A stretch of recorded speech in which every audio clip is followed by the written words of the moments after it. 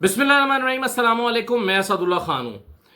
ये तो मैं आपके साथ आगे चल के शेयर करता हूँ कि फॉरवर्ड ब्लॉक की क्या कहानी चल रही है, किसको बड़ी बड़ी ऑफर्स की जा रही हैं, कौन कर रहा है, क्यों कर रहा है, मकसद क्या है और क्यों फॉरवर्ड ब्लॉक बनाना चाहती है हुकूमत, और उसके लिए कौन इस्तेमाल में, पीटीआई का कौन सा बंदा है जिसको इस्तेमाल में लाने की कोशिश की जा रही है। ये चीज़ें तो मैं आपसे आगे जाके डिस्कस करता हूँ, लेकिन उससे पहले ज़रा इमरान खान साहब ने कल की मुलाकात में जो इजहार नाराज़ी किया सलमान अकरम राजा के लिए, बैरिस्टर गौहर के लिए, ज़रा पहले उस पर बात कर लेते हैं।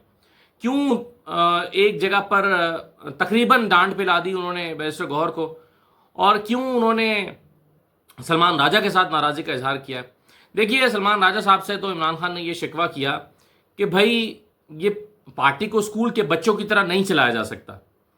ये जो आपने एक मार्शल लॉ नाफिज कर दिया है कि ये लिस्ट है, इसके अलावा कोई मिलेगा तो गद्दार होगा, और फिर ये बातें टेलीविजन पर करना, प्रेस कॉन्फ्रेंस में करना और अपने साथी कोलीग्स के बारे में करना, इस पर इमरान खान को बुरा लगा और इमरान खान ने बुरा माना इसका, और उन्होंने इजहार नाराज़ी किया और कहा कि ये बातें पब्लिक में आकर एक दूसरे के खिलाफ, अपने ही लोगों के खिलाफ करने की नहीं है।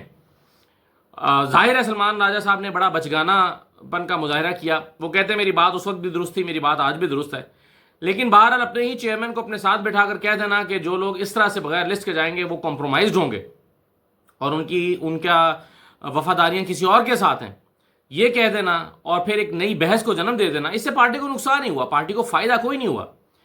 डिसिप्लिन तो क्या मेंटेन होना था, उल्टा पार्टी के अंदर एक बहस छिड़ गई और नून वालों ने तो इसका मजाक बना लिया और कहा गया ये तो आपस में लड़ रहे हैं, पहले तो पता तो करो किसने फहरिस्त बनानी है। मजाक उड़ाया गया और बैरिस्टर गौहर और सलमान राजा की लड़ाई, जो बज़ाहिर तो ऐसा लगता है ख़त्म हो गई है, लेकिन बयानात से लगता है कि अभी ख़त्म नहीं हुई, या अभी दिल में वो बात बाकी है बैरिस्टर गौहर के भी कि मुझे इन्होंने क्या कहा था।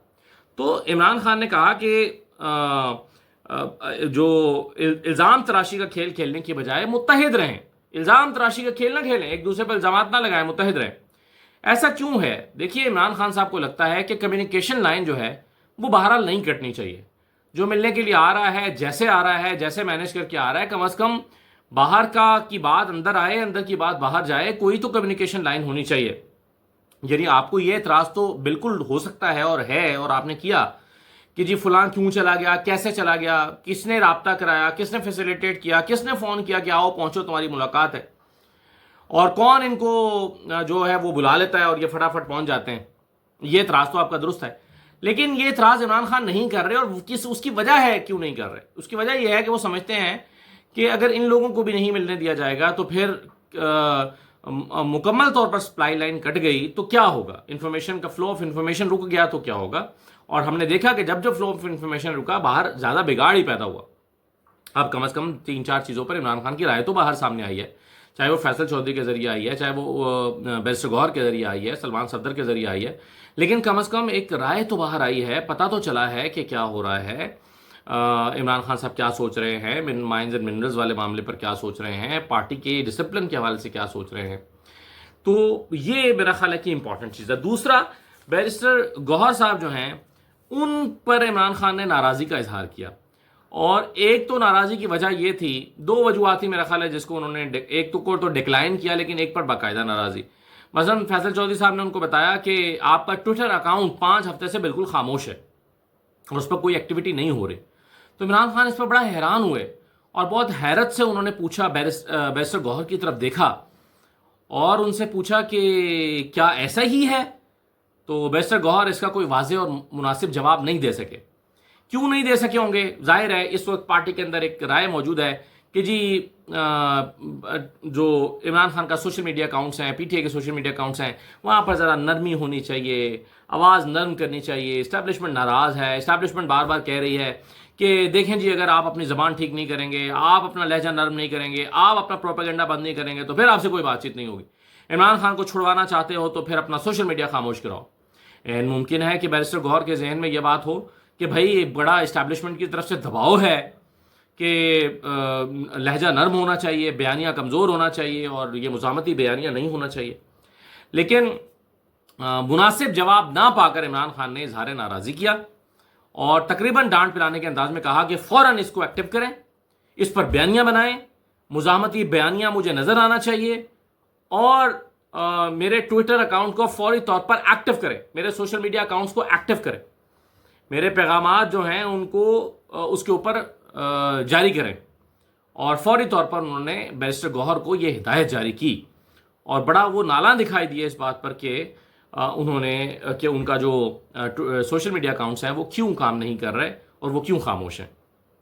یہ بات تو ہم بھی کئی دن سے کہہ رہے ہیں کہ جی ہم نے دیکھا ہے عمران خان کا لب و لہجہ نرم ہوا ہے، عمران خان کی ٹون نرم ہوئی ہے، لیکن اب وہ یہ کہہ رہے ہیں کہ اس کا حاصل وصول کچھ نہیں ہوا، بیانیہ سخت کیا جائے۔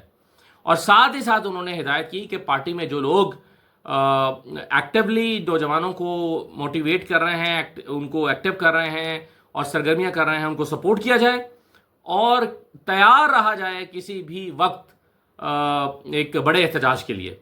اور آپ نے دیکھا کہ جنید اکبر بھی یہی کہہ رہے ہیں، جنید اکبر صاحب کہہ رہے ہیں کہ وہ وقت قریب ہے کہ جب ہم بغیر تیاری کے یا بغیر لمبی تاریخ دیے فوراً نکل آئیں گے، کیونکہ ہماری تیاری پوری ہے، کارکن تیار ہے۔ ہم 2 دن کے نوٹس پر یا 1 دن کے نوٹس پر کہیں گے کہ نکلو تو کارکن نکل آئیں گے۔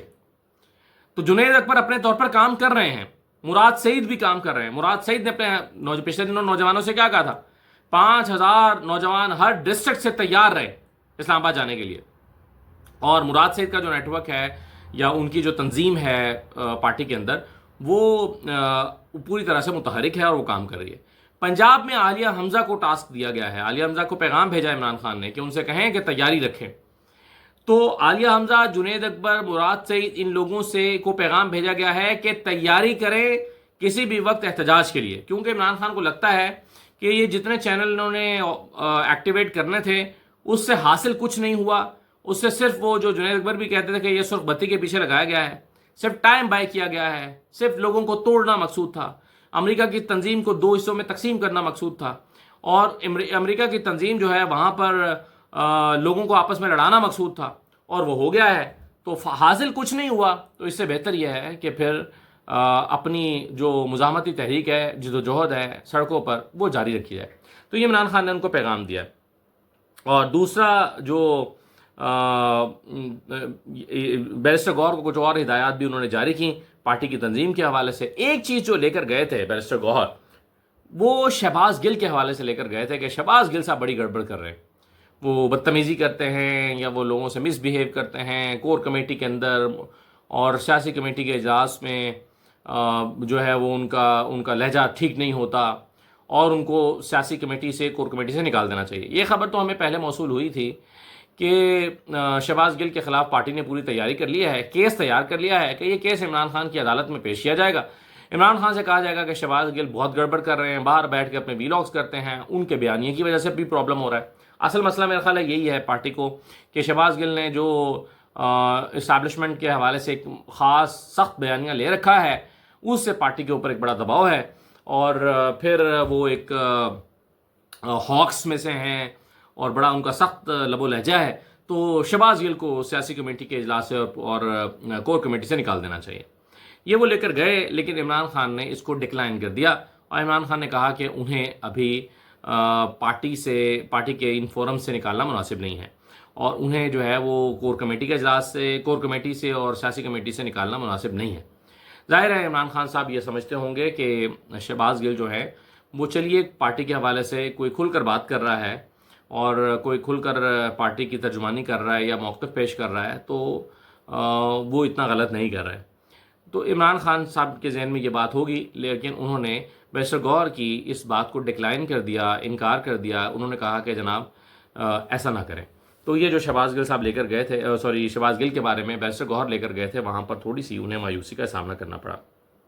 اب آ جائیں ذرا اس بات پر کہ یہ تحریک عدم اعتماد کا کیا معاملہ ہے۔ دیکھیے، ایاز صادق صاحب کے خلاف تحریک عدم اعتماد لانے کے لیے ایک تجویز آئی۔ محمود اچکزئی صاحب نے کہا کہ ہمیں پہلے مرحلے میں جو قائمہ کمیٹیاں ان سے باہر نکل آنا چاہیے پی ٹی آئی کو، اور اس کے بعد تحریک عدم اعتماد لانے کی تیاری کرنی چاہیے یہ جو ایاز صادق صاحب ان کے خلاف۔ ایاز صادق صاحب نے کل اسٹیٹمنٹ دی، انہوں نے کہا کہ میرے خلاف جو تحریک عدم اعتماد لانے کی کوشش کرے گا وہ یاد رکھے کہ پھر ان کے اپنے ووٹ ٹوٹ جائیں گے۔ انہوں نے کہا کہ اگر تحریک انصاف لانے کی کوشش کرے گی تو پھر اپنے ووٹ ان کے ٹوٹ جائیں گے۔ اب اس کا مطلب یہ ہوا کہ، اور پھر فارورڈ بلاک کی باتیں تو چلتی رہتی ہیں۔ اب شیر افضل مروت صاحب نے کل بتایا ہے کہ انہیں جو ہے وہ کہا گیا ہے کہ آپ فارورڈ بلاک بنائیں، لیڈ کریں، اور جو ہے وہ ظاہر ہے اس کے لیے برات دی جائیں گی. اتنی بات انہوں نے بھی بتائی تھی شیر افضل مروت صاحب نے کہ مجھے حکومت نے رابطہ کر کے کہا ہے کہ آپ فارورڈ بلاک بنائیں اور اس کو لیڈ کریں. پھر میں نے ذرا اس کی تفصیلات چیک کرنے کی کوشش کی دائیں بائیں سے، اور سورسز سے معلوم کیا کہ یہ کیا کہانی ہے، اور شیر افضل مروت صاحب کے قریبی سورسز سے چیک کیا تو مجھے پتہ چلا کہ شیر افضل مروت کو 10 ارب روپے کی پیشکش کی گئی ہے. شیر افضل مروت صاحب جو ہیں ان کو 10 ارب روپے کس کام کے عوض؟ 16 افراد توڑنے کے عوض. 16 لوگوں کے نام دیے گئے ہیں شیر افضل مروت کہ یہ 16 لوگ ہیں، ان پہ کام کریں، ان کو توڑ لیں، ان کا ایک فارورڈ بلاک بنائیں، 10 ارب روپے ہم آپ کو دیں گے جہاں پر آپ چاہیں گے، اور 3 منسٹریاں آپ کو لیٹسٹ سٹیج پر مل جائیں گی. 3 منسٹریاں اور 10 ارب روپے 16 لوگوں کو توڑنے کے عوض، یہ شیر افضل مروت صاحب کو آفر کی گئی ہے. اور اس کو اب ظاہر ہے اس پر شیر افضل مروت صاحب کا موقف بھی لیا جا سکتا ہے کہ کیا واقعی آپ کو یہ آفر کی گئی ہے، مگر میرے سورسز جو بڑے ریلائبل ہیں، بہت ریلائبل، وہ یہ بتا رہے ہیں کہ اتنی آفر ان کو کی گئی ہے. تو اب جو اس کا مطلب یہ ہوا کہ حکومت متحرک ہے اور وہ دیکھ رہی ہے کہ پی ٹی آئی میں کہاں کہاں لوپ ہولز ہیں. شیر افضل مروت کو خیر پی ٹی آئی سے نکال ہی دیا گیا ہے، اور شیر افضل مروت جو ہیں وہ بھی ایک نرم چارہ ہے، ایک ترنے والا آپ کہہ سکتے ہیں. اور اس کو جو ہے وہ حکومت نے سوچا ہوگا کہ ایک بندہ ناراض بھی ہے، کوئی سپیس بھی ڈھونڈ رہا ہے، تو کیوں نہ اس کو جو ہے وہ اکوموڈیٹ کیا جائے، اس کو استعمال کیا جائے. تو ابھی تک تو شیر افضل مروت نے شاید ریفیوز ہی کیا ہے، لیکن حکومتی کوششیں بہرحال جاری ہیں.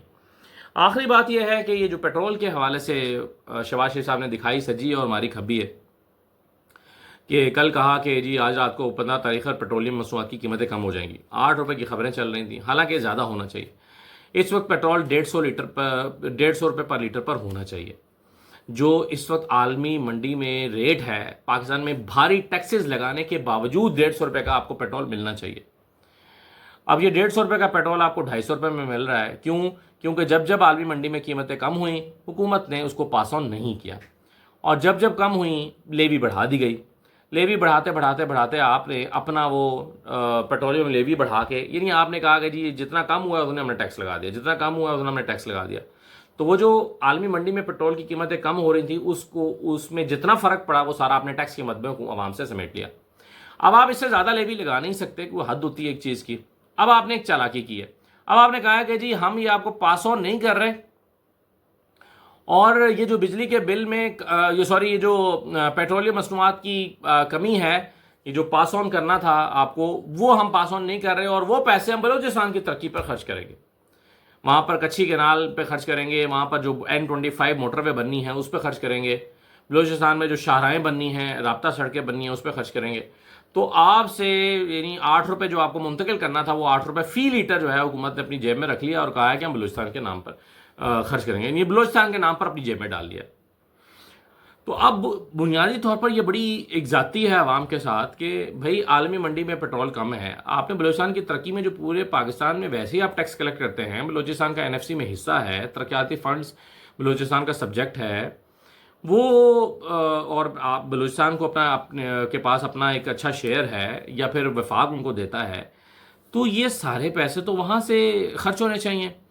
یعنی آپ ایک عام آدمی کی جیب سے کاٹ کے، مثلا میں شہری ہوں، میری تنخواہ فرض کریں کہ 80,000 روپے ہے، اور میں اگر یہاں سے مجھے پیٹرول کی مد میں کوئی 20,000 روپے ماہانہ بچنا شروع ہو جائے یا 15,000 روپے ماہانہ بچنا شروع ہو جائے، تو میں وہ 15,000 روپے اپنے بچوں کی ویلفیئر پہ خرچ کر سکتا ہوں.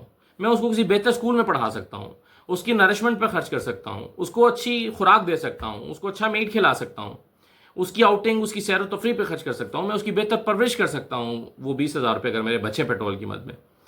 لیکن حکومت جو ہے وہ ہر شخص کی جیب سے یہ ایکسٹرا پیسے نکال کے اور اس کو خرچ کر رہی ہے، بہانہ کر رہی ہے کہ بلوچستان پہ خرچ کرنے ہیں.